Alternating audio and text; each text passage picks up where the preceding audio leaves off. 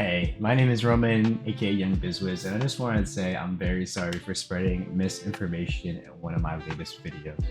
I made a video recently talking about Honda switching out manufacturing plans from Mexico into India because of Trump's tariffs. And while the whole story isn't completely fake, I would like to explain what went wrong, and it's just my bad in general. So originally, Honda planned to make manufacturing plants in Mexico to build cars to ship over to America to sell to the American consumer. And because of Trump's tariffs, Honda decided, because of the 25% import tax, that basically we're not doing all that, and they wanted to change locations. And when I was doing this article, I read India, and for some reason it never clicked in my head, why would they ship products from India to America? I understand that they're trying to, avoid the 25% tariff, but it never crossed my mind that when I was looking for the articles to support my claim to post my video for sources, that it was actually Indiana. Sources say Honda has decided to produce its next-generation Civic hybrid in the US state of Indiana. The switch from Mexico is to avoid potential tariffs on one of its top-selling car models, the people familiar with the matter have said. The change underscores how manufacturers are scrambling to adapt to US President Donald Trump's proposed 25% tariffs on goods from Mexico and Canada. Several automakers have expressed concerns about the levies, but Honda's reported move would be the first concrete measure by a major Japanese car company. The sources said Honda now plans to build its new Civic model in Indiana from May 2028, with an expected annual production of around 210,000 vehicles. All of those speaking to Reuters requested anonymity, as the information has not been made public. A Honda spokesperson declined to comment on changes to the Civic production plan. Mexico has long been a lower-cost production hub for Japanese and other global automakers. Honda sends around 80% of its Mexican output to the US, the world's second-largest auto market after China. It warned in November that it would have to think about shifting production if the US were to impose permanent tariffs on imported vehicles. Honda's case underscores how potentially disruptive the US tariffs would be for industries that cannot drastically alter production plans in the short term. So today, I will be talking about what has been happening recently as a follow-up to Trump's tariffs, what he's done after implementing them, and some of the news stories I've broken out since they've been implemented. So first things first, Trump implemented the US tariff tax on China, Canada, and Mexico about last Tuesday. Some people say Thursday, but it started out in Tuesday.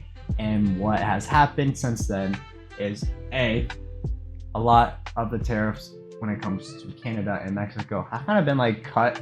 Trump has decided to change some of them, not all of them, into more favorable taxes.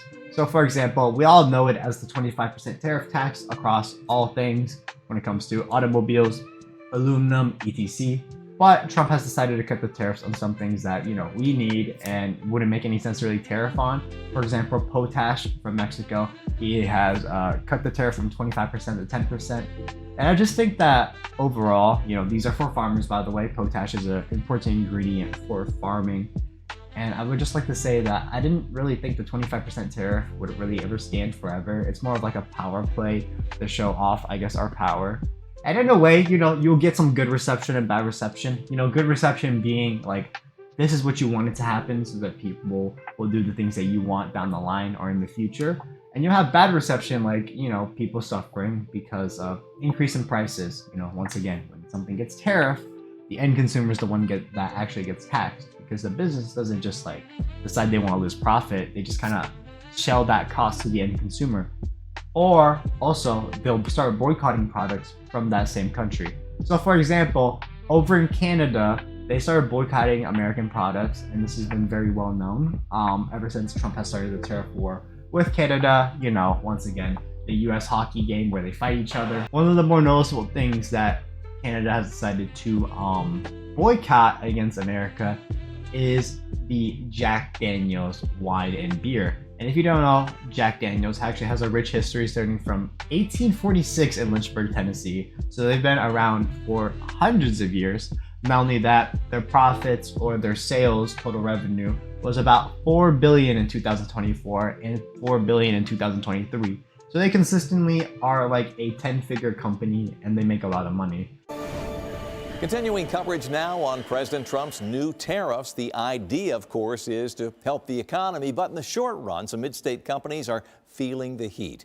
Spirit Business insiders say big names like Jack Daniel's, which of course is headquartered here in Middle Tennessee, could take a serious hit. But what about the smaller distilleries? Fox 17 News' Chris Stalls is live downtown after talking with local distillers about how these tariffs could impact the bottom line. During President Trump's first term, Jack Daniel's parent company Brown-Forman took a multi-million-dollar hit, and the company is bracing themselves for the effects of the newly imposed tariffs. Their CEO says the company is pushing for a solution to keep the industry from getting caught in the middle. Everyone that we're working with is shooting to try to get reciprocal 0 for 0 tariffs. That is our key ask. Maybe that's obvious, but to try to keep this industry out of these trade wars. It would seem that having Jack Daniel's getting boycotted in some of these stores over in Canada would cause some problems for them with their profits and sales in general. Now, what do I think about it? Well, I think Jack Daniel's tastes pretty good, first to say most. You know, if you guys would like a sponsor, I like to drink some in my videos. But overall, you know, you get some negatives and some positives when you use some tariff trade wars, and people don't want to call it trade wars for some reasons, especially in some of my comments. But you know, if you're starting taxing products that are coming in like domestic imports and exports, and they start, you know, taxing your domestic imports and exports just like what they did with China and China fighting back, well, that sounds like a trade war to me, because you're fighting with tariffs. It's a tariff war.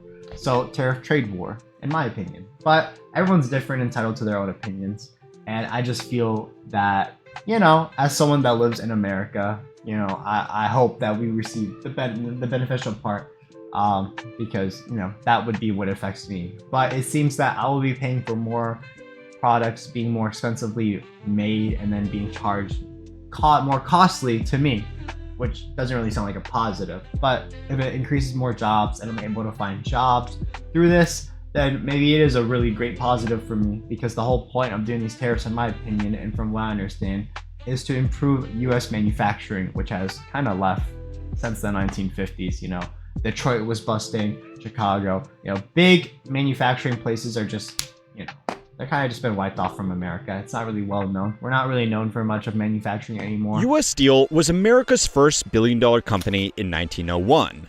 Accounting for inflation, its formation was worth $51.4 billion. That made it larger than the national debt and 3 times larger than the federal budget. But 100 years later, and it's not even on the Fortune 500 list. In fact, US Steel may not be American for much longer. At one point, it cornered 67% of the booming steel business. But flash forward to now, and domestic consumption has been reduced to 8%. So it seemed that ever since Trump has decided to give the 25% tariff across, you know, America, Canada, Mexico, and China, he decided to cut back on the tariffs on some of the products. Not all of them, but it seems that we're still like negotiating and figuring things out. Apparently Mexico is getting treated more favorably than Canada on some of these things, but let me rephrase it. I think Mexico is very important in needing a good diplomatic relationship with America more than Canada, which is why they're able to pull that card of being more subservient. And I also see that people are starting to boycott products that are American made, which doesn't really help American, which really doesn't help American businesses. So what do you guys think about the whole thing? Once again, sorry for spreading misinformation. I think it's kind of funny that I misread India for Indiana, and I'm sorry. I have to admit, I'm sorry. This is a misstep on my part, and I hope y'all can forgive me. Thank you so much for watching this video and rewatching my mistake. Hope you guys can forgive me. My name is Roman, aka Young Bizwiz, and have an awesome afternoon. Take care. Peace. Bye.